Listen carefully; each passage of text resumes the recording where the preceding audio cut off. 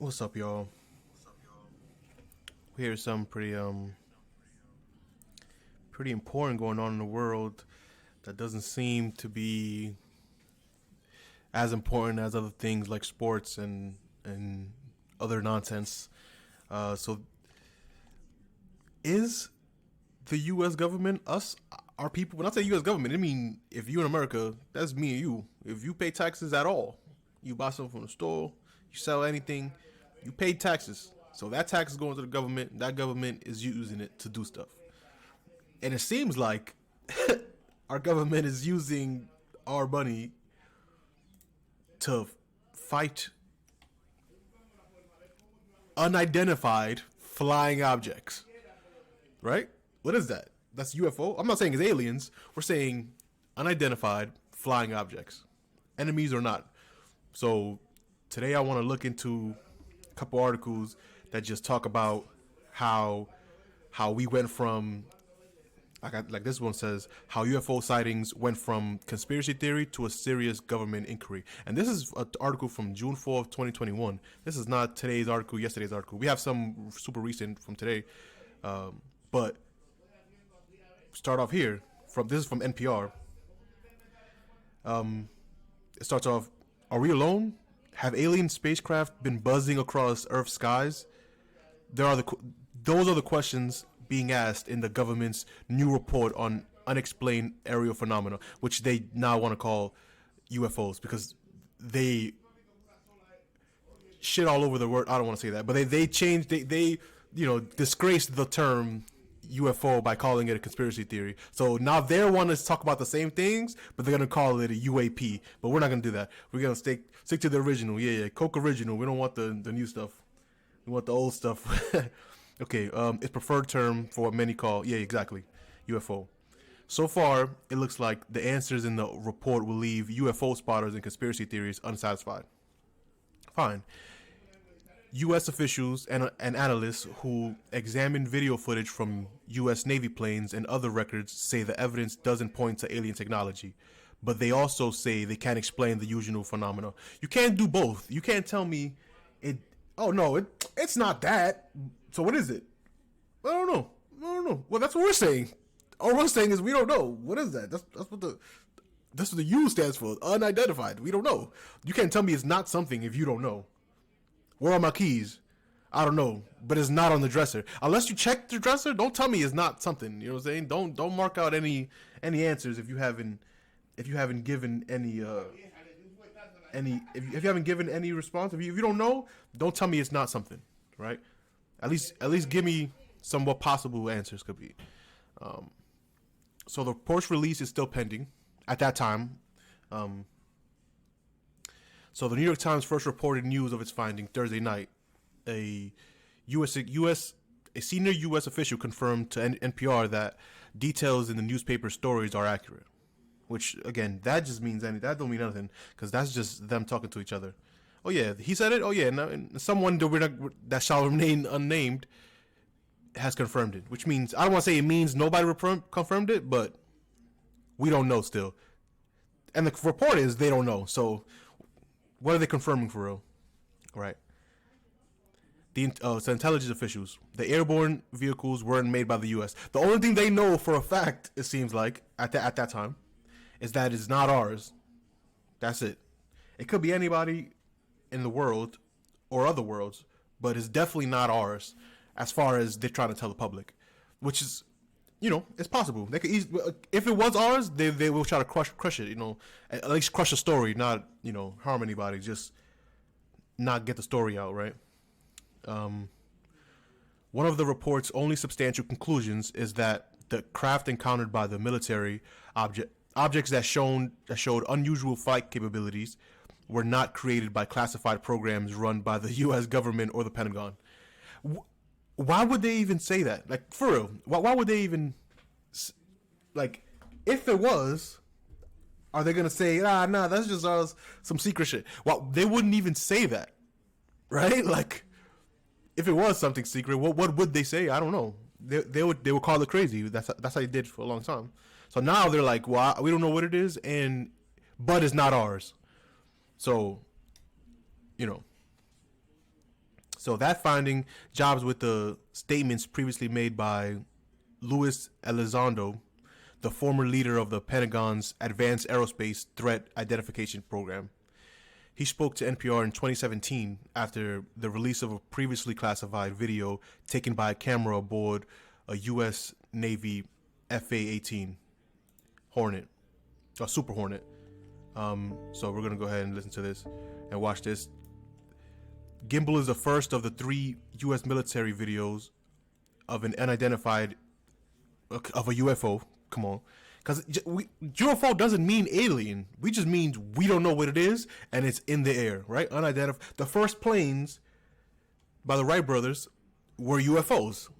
Everybody else could not identify those flying objects. It was only until we realized, everyone else were able to write about it and talk about, like, oh no, that's the Wright brothers. They created something that could fly and land.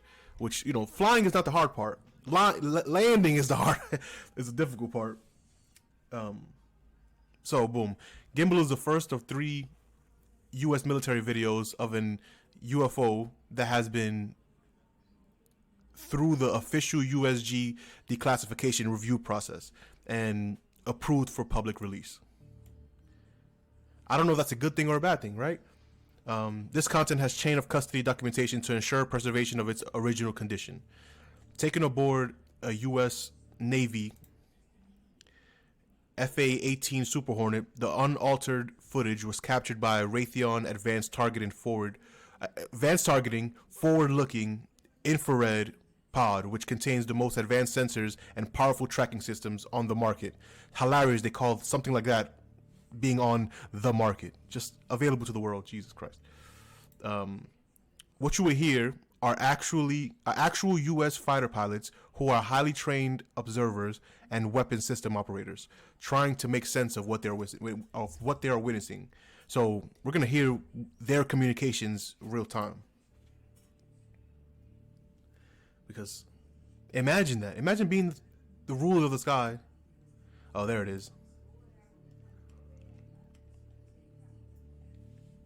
Sensors aimed at 54 degrees left of aircraft axis, and its FA-18 is in a 20-degree left turn. Sensors aimed 2 degrees below the aircraft axis. Its calibrated airspeed is 238 kts, Mach speed of 058. I don't know what that means. Hot display designator is in white mode. Hot items are white and cold items are black. So the reason we're seeing it because it's hot. If it was cold, it'll be black. Okay, fair. Okay, so we're seeing. You see that little tic tac right in the middle? It's real. The only reason we're seeing this because through the sensor is the sensor sees something super hot right in front of them. Well, not right in front of them because this is obviously a couple miles away. They're still on a super jet, so they're speeding through the sky. It just looks still because everyone is in the same pattern, Dude, this is a fucking drone, bro. There's a whole fleet of them. Look on the ASA. My gosh. They're all going against the wind. The wind's 120 knots from the west. Look at that thing, dude. They sound impressed.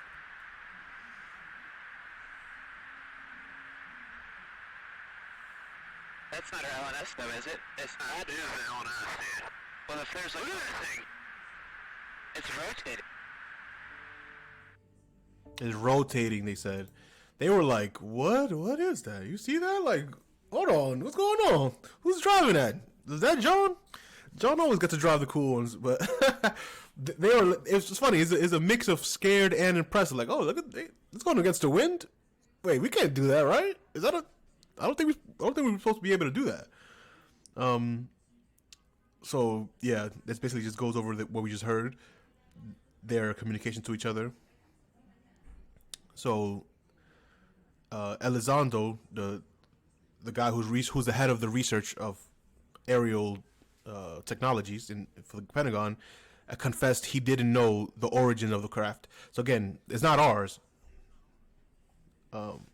If you ask my personal opinion from here, look, I've got to be honest with you. I don't know where it's from. but we're pretty sure it's not here. Now, what does that mean? It's out there. Whether or not it's Russian or Chinese inside or little green men from Mars or frankly your neighbor's dog, I wanted to purposely steer away from that because I wanted to focus on truly the raw science, what we were seeing, and did it pose a threat to national security? Yeah. See, and that's another thing. It's not like they're saying, oh, these are if it's either aliens or a threat. No, they don't. The people who are studying it and looking for it, they don't really care where it's from for real. They just care about, is it a threat? Which I get it, I respect it, and I feel like that's the way to go about these type of things, where like it's not just about how anything inflammatory or extra, like just for the entertainment. It should just be about, hey, what is it? Is it a threat? What is it? Is it ours? Is it a threat? That's it. And if you go to, I don't know where it's from or what is it exactly, and then you can determine that it's not a threat, then cool. But this is in 2021. Times has changed rather regard what they figured it's a threat or not. We gonna that's a couple articles we go into next. So now, when UFOs went legit, interest in the idea that alien beings might be visiting Earth from off planet has skyrocketed in recent years, particularly after the Pentagon verified the several videos showing what looked to be objects moving at incredible speeds and with remarkable agility had indeed come from official U.S. Navy sources. In 2017, news of the existence of a secretive Pentagon program that was established to examine sightings of unexplained aircraft and phenomena ignited public interest. It also brought new legitimacy and definition to an area of research that for decades was defined by speculation and stereotypes of UFO enthusiasts running around in tinfoil hats. Right. It used to be like, oh, what are you talking about? You must be nuts. You must be crazy. Da da da. And now they're like, okay, we don't know what it is either. And I don't think that information is new, right? It's more like before they could hide it, right? Before no one had cameras. Now everyone has a camera phone. Everyone has a camera and it's able to look up and look up physically and look up as in research anything they want and write articles and read articles. Before you couldn't do that. If you didn't have a newspaper, you didn't know what was going on. If you didn't have a radio, all you got was those couple channels that you got. Right now, there's information everywhere of anything at all times. So now you can't really play that. Oh, I don't. What are you talking about? You must be insane.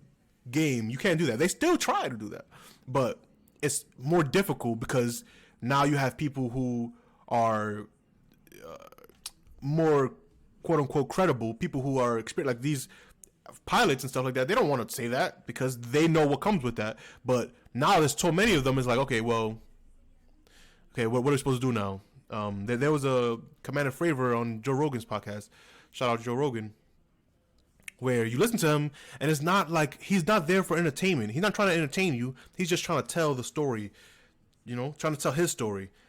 So, okay. So the Pentagon reportedly began its advanced aerospace threat identification program. Jesus, they got to find a different. It doesn't even have a cool acronym. Anyways, in early 2007, in an early form in 2007, Congress then funded it, and Elizondo took over in 2010, but the Defense Department halted it in 2012. I wonder what that was about. In April 2020, the Department of Defense officially released footage from the Navy fighter pilot's onboard camera. The department said it was releasing the videos to clear up misconceptions about whether footage that had already been circulating is real. The aerial phenomena observed in the videos remain characterized as, quote, unidentified. Americans, it seems, are ready to believe. And it's not about believing. It's not about believing. It's not about believing. We just want to know what's up. And if there's these constant stories over and over and over and over again throughout for 100 years or whatever, 60 years or 80 years, basically 100 years since World War II pretty much, there has to be something. And of course, a lot of it comes down to ignorance, right? Like, if you don't never see anything, in the sky, and then you see something, you're gonna be like, well, what is that? I don't know. So that's unidentified, right? And then eventually, when they started making movies and stuff like that, then people started correlating what they thought they saw to the movies that they've seen, and so it makes sense that a lot of it is ignorance, right? It's not dumb people. Ignorance is just not knowing. So if you look up and you don't know, that's what that is, UFO. I don't know what that is, but it's in the sky, right? You remember when SpaceX did a takeoff with their rockets and it left off a beautiful colors in the sky, and people said, "Oh my God, it's UFO." It's true for some people. Some people didn't know that they were doing that, so it would be true. It was an unidentified flying object, right? Like they knew or they saw something in the sky and didn't know that SpaceX was doing that. But if you were following SpaceX, you were less ignorant because you can follow it. You can see it. They did it live. It was on YouTube. You could see it. You could follow it from when they were prepping and all that. Like, so throughout the years, but there has to be something there, and I think it's just the humans' fascination with the sky. That was always a thing. From any civilization that had writings had things in the sky. So yeah. Where were we? So Americans, yeah. A 2019 Gallup poll found that a third of the U.S. adults agree with the idea that some UFOs have been alien spacecraft visiting Earth from other planets or galaxies. Sure. A third. That's 30%. Yeah, I got you. You talk to enough people, you realize 3 out of 10. Yeah, some people be bugging, but it's not even bugging because it's not impossible, because if the people who study it and whose jobs it is to study it say, well, I don't know, then you can't tell me that it's not that, right? Like, I'm not saying it is. I'm just saying I understand the people who wholeheartedly believe it. So why the government reports is coming out now. The new report on UFOs is poised to be released to Congress this month by the Office of the Director of National Intelligence. U.S. intelligence agencies and the Defense Department are required to report on what they know about unusual UFOs, aerial phenomena, because of the stipulation in the massive relief and government funding bill. So, in a section titled Advanced Aerial Threats, the spending bill calls for federal agencies to submit a report on UFOs, also known as anomalous aerial vehicles, including observed airborne objects that have not been identified. When the former president, Trump, signed the bill on December 27, he also triggered the start of the 180-day deadline for the Director of National Intelligence to send the report to Congress. The report will go to the Intelligence and Armed Services Committees in each chamber of Congress. So look, the truth is, we've been looking for aliens for decades, right? So speculation about extraterrestrials begins coming to Earth. Speculation about extraterrestrial beings coming to Earth and potentially colonizing our planet, that's what we're afraid of, for real. At the end of the day, all that comes down to the same thing. What is it, and is it a threat? If they're coming here, that means they're able to fly through space. And if they can do that, then none of our weapons are a match, right? If you really think about it. And potentially colonizing the planet, as humans have done to one another for millenniums. Exactly. So really, the fear in that unknown is the understanding that humans are always do terrible things to each other, right? So they're like, wait, if we're terrible to each other, imagine something that looks at us like ants. Yeah, well, think of how you treat an ant. Yeah, like they're as if they're inconsequential to society, to the time and space, you know. And if they see us as that, then what does it say for us? We're screwed, right? So that has long been fuel for movies and pulp novels, of course, because that's a great sense of, or how you say, it's a great foundation of fear, that unknown. But fiction or not, the military has also been intrigued by the idea. Americans' fixation with UFOs has its roots in July 1947. According to to UFO enthusiasts, that's when the U.S. Air Force allegedly recovered an alien aircraft and its occupants, quote unquote, whatever, and near Roswell, New Mexico. Oh, okay, boom. So that's really the first time, at least the people who follow this stuff feel like from then on it was on. So it says from then it's been on. As with more recent efforts, the U.S. military worked to determine whether an alien force had arrived on our planet, or whether the sightings potentially indicated unexpected gains in aeronautics and engineering by some rival power. The UFO craze began in the summer of 1947, said journalist Annie Jacobson to NPR in 2011, where she published a book about the mysterious Area 51 in Nevada. As speculation about the incident grew, Jacobson added the Army Intelligence Corps went on a search for former Third Reich aerospace designers who were said to have created a flying disc, which is the Nazis. So, the same year, the Air Force started a program to investigate UFO sightings called Project Blue Book. Over the next, I'll probably do a whole video on Project Blue Book. Maybe that'll be cool. Over the next 2 decades, 12,618 strange sightings were reported to the project. When it was phased out in 1969, around 700 sightings were still categorized as unidentified.